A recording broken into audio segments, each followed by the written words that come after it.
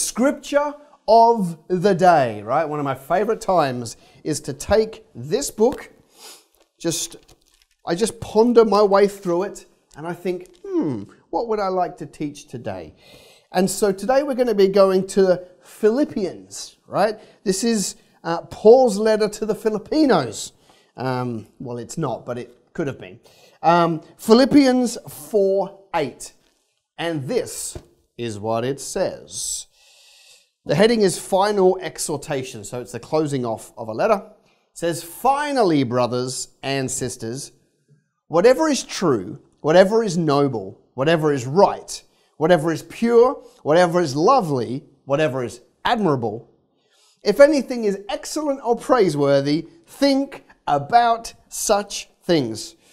Whatever you have learned or received or heard from me or seen in me, put it into practice, and the God of peace will be with you." Hang on a second. He's saying, whatever is noble, right, pure, lovely, admirable, excellent, and praiseworthy, think on these things. 2018 comes around, right? This was written a long time ago. 2018 comes around.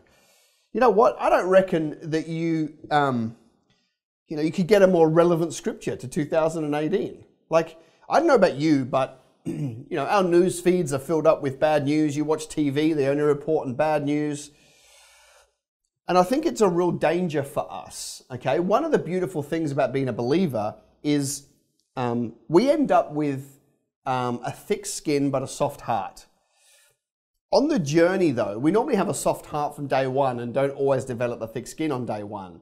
So a lot of stuff can penetrate us and actually start to change the way we think. So if you're always surrounded by negative news, it starts to desensitize us and gives us a skewed worldview of what's really taking place. And the way, talking about, Facebook as an example, Twitter, LinkedIn, YouTube, Insta, like talking about those platforms, the way they're written is algorithmic, meaning you get shown more of what you click on. So if you're the kind of person that clicks on bad news, it's going to serve you more bad news, which means you click on more bad news, which means it serves you more bad news.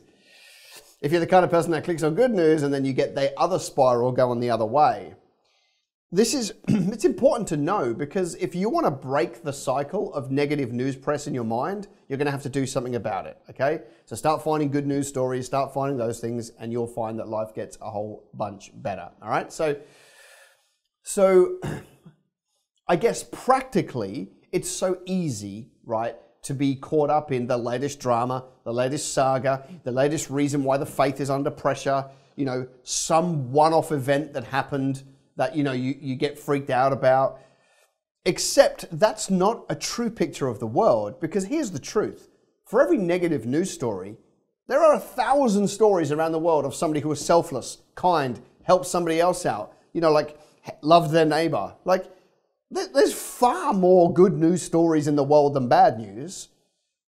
But if you just rely on what you're fed by media, that won't be the case.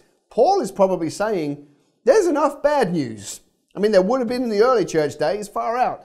What he's saying here is enough bad news. Let's focus on some good stuff. Whatever is noteworthy, whatever is praiseworthy, whatever is lovely, whatever is kind, think on those things, okay? It's too easy for us to get caught up in the negative stuff. You need to make a decision to start thinking about the good stuff in your life, right? It's okay to think about the bad stuff, but if you're gonna live your life according to what you read, then make sure that you are giving enough credit, as much credit to the good stuff as you are the bad stuff. You need to intentionally start to think about the good stuff. Don't complain about the business you haven't got. Be praiseworthy for the business that you do have today. If you're just in your startup phase and you've got 3 customers, don't be negative about the fact that you haven't got 30. Be grateful for the fact that you got 3, right? If you've got 3 team members today, but you want 30, same thing. Be grateful for what you do have. Start to think about the good things that are happening in life. All right? Start to think about the 3 homeless people that got a backpack last winter, by some church because they were doing the right thing. Like, you have to intentionally make the decision to put your radar on to spot the good things that are happening, all right? And think on those things. Otherwise, the world will trick you into thinking that it is a place that it is not, and then it sucks you into a vortex that will change the way you think for the worse. And that be my teaching from Scripture today.